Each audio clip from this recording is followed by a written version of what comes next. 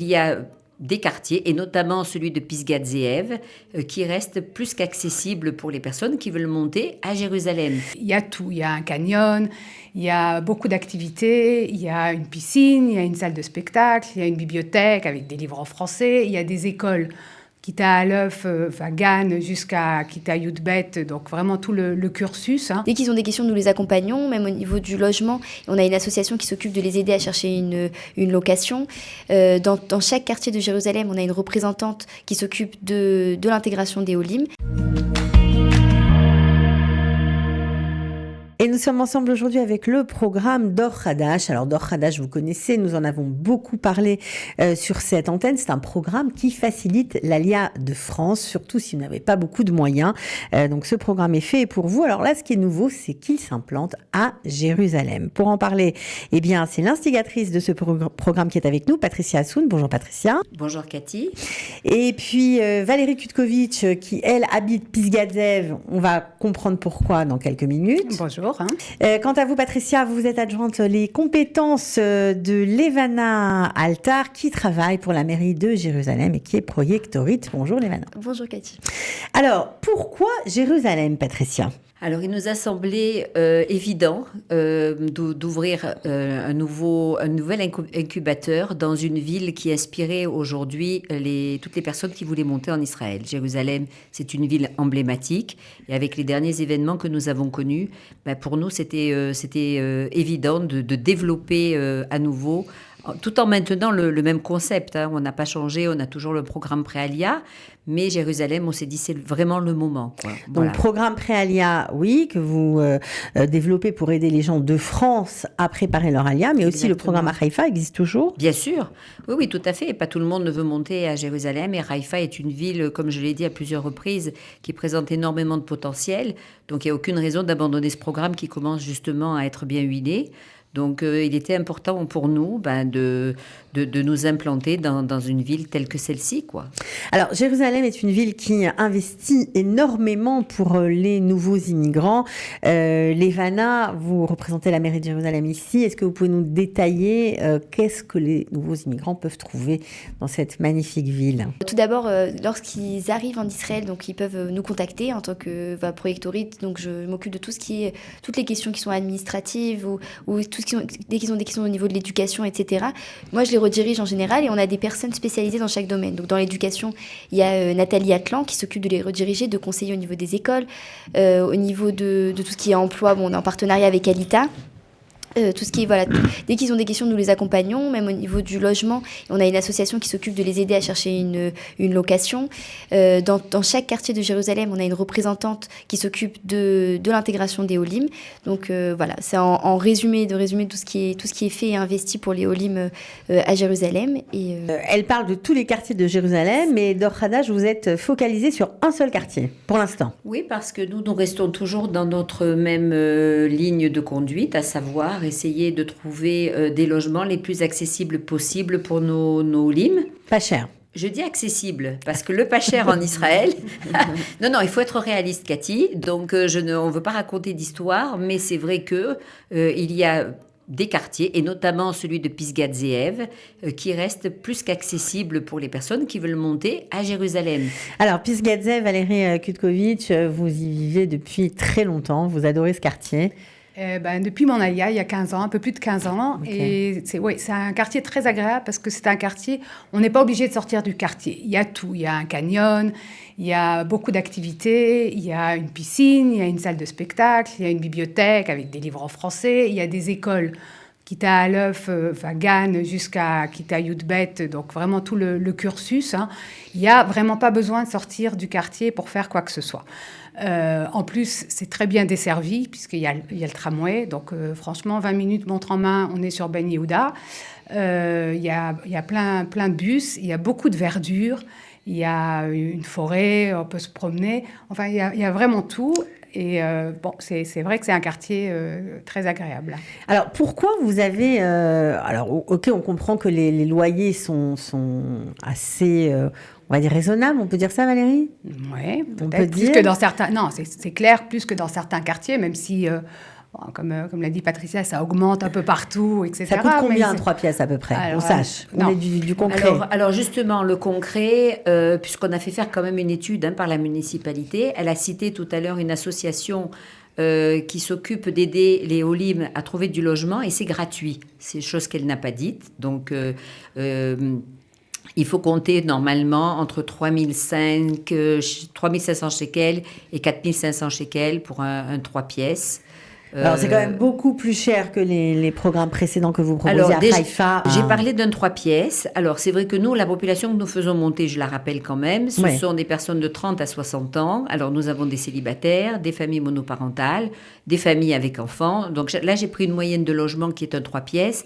Maintenant, c'est vrai que la majorité des logements que nous avons dû chercher, que ce soit sur Haïfa ou sur Nofa Galil, c'était principalement pour des personnes seules ou avec un enfant. Là, ça sera plus des familles parce que à ce jour, ce sont des familles qui nous contactent. Donc c'est pour ça que voilà. Mais quand on parle de loyer sur Ashdod ou dans une ville de ce type, c'est similaire. Donc pour Jérusalem, qui n'est quand même pas Ashdod. Je trouve que ça reste accessible. Bon, en même temps, c'est le prix peut-être dans le studio 2 pièces. Oui, non, mais sur Haïfa, c'est la même chose. Donc, il y a des 3 pièces qui sont déjà à ces prix-là. Donc, le logement en Israël est relativement élevé, mais on espère justement que dans les mois à venir, eh bien, peut-être ils pourront bénéficier de nouvelles réglementations, comme de l'aide au logement ou quelque chose comme ça qui pourra se mettre en place. On est en train d'y réfléchir en tout cas, mais je veux pas m'avancer là-dessus. Pour l'instant, on sait ce que ça vaut. On sait ce qu'il en est, donc voilà, il y a de surprises pour personne.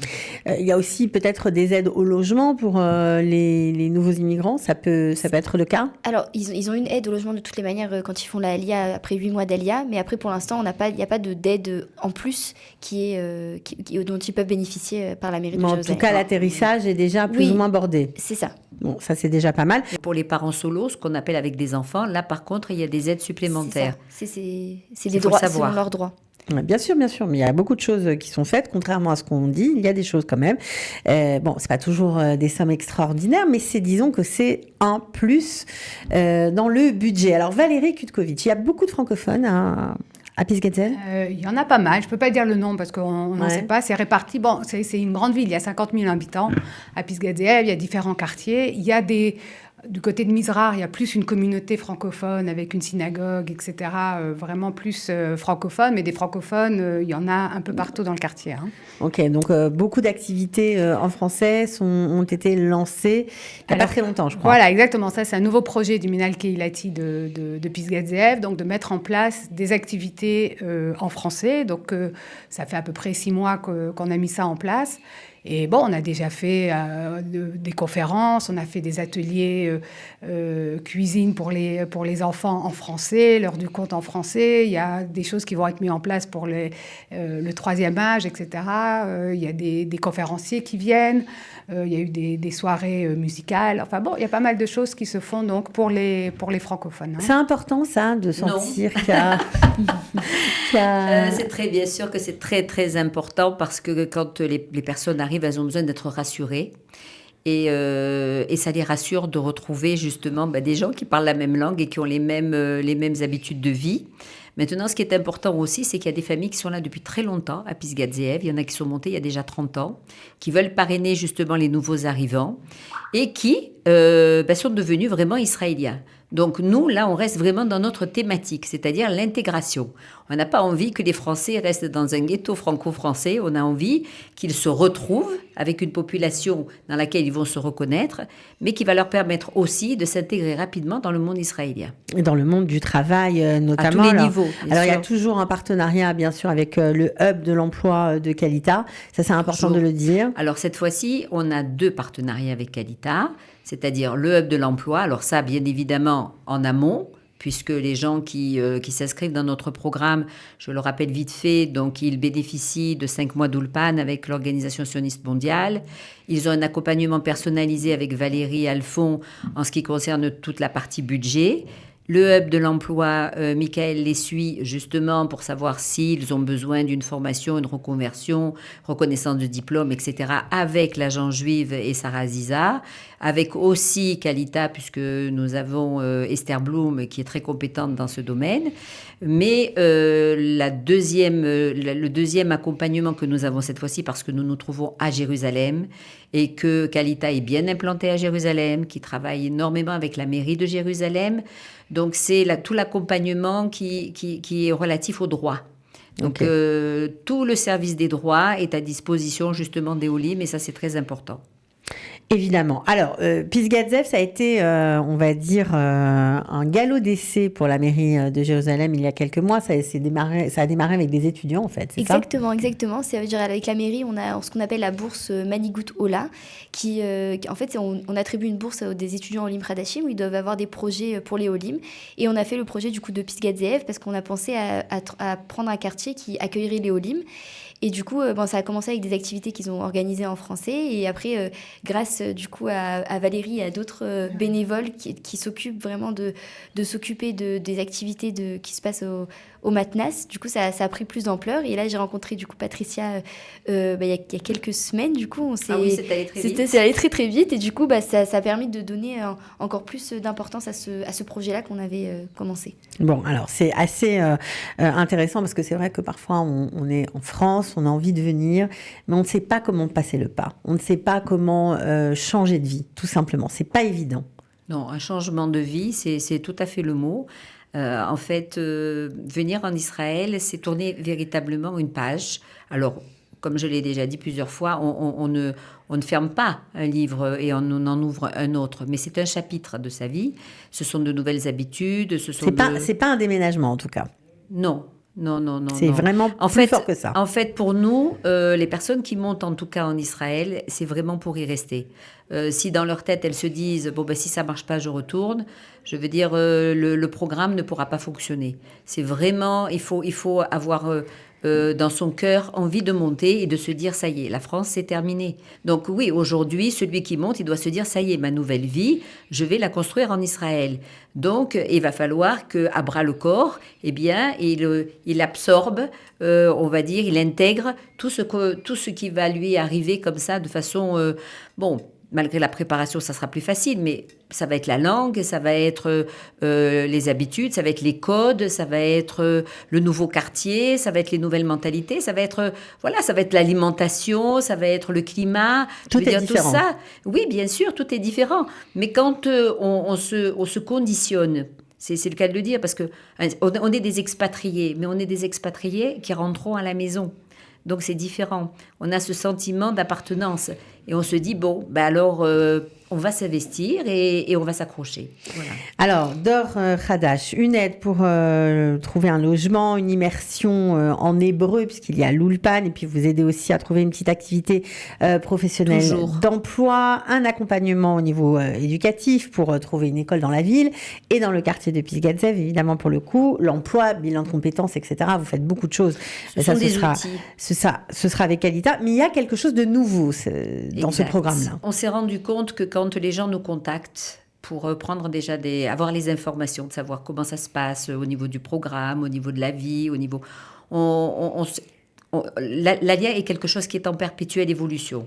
Et donc, nous, on a créé Dor Hadash à un moment où on a eu le Covid. Donc, ça veut dire que c'était déjà une situation particulière. Les gens sont montés, ils devaient aller dans un hôtel et faire une semaine de bidoute. Puis après, il y a eu la guerre en Ukraine.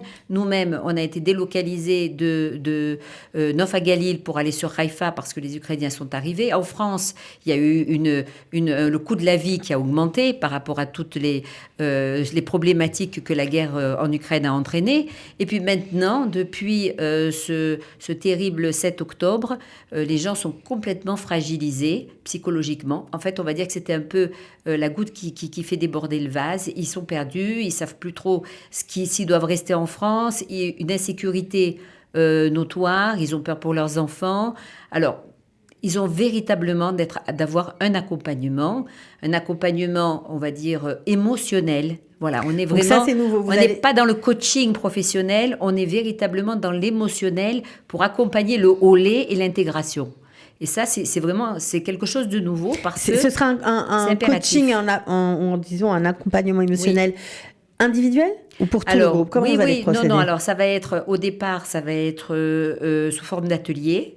Et sous forme d'atelier à distance, parce que la personne ne va pas venir en France pour ça. Donc, ça va être... Donc, ça démarre déjà de la France. Des petits ateliers, ça démarrera déjà de la France. Okay. C'est très important que les gens soient suivis et accompagnés. Je précise pas assistés. Ils ont tous leur part de travail à faire. Et puis, la personne, par contre, ici, qui se trouve, elle, en Israël et notamment à Jérusalem, les prendra aussi bien en individuel qu'en collectif. Il y a un matnas, justement, un centre communautaire. Il y a aussi les locaux de Kalita, donc elle n'aura pas de mal de les recevoir pour justement continuer à les suivre. C'est très important. Alors, combien de mois en France, combien de mois de suivi en Israël?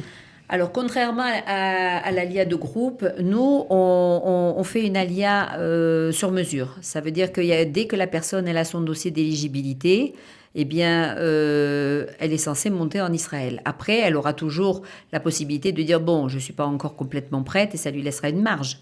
Mais donc, il n'y a pas de départ en groupe? On n'a pas de... Non, ce qui est considéré comme groupe, c'est que la personne va rejoindre un groupe. Sur place. C'est pour ça qu'à chaque fois, ça se fait dans un quartier particulier.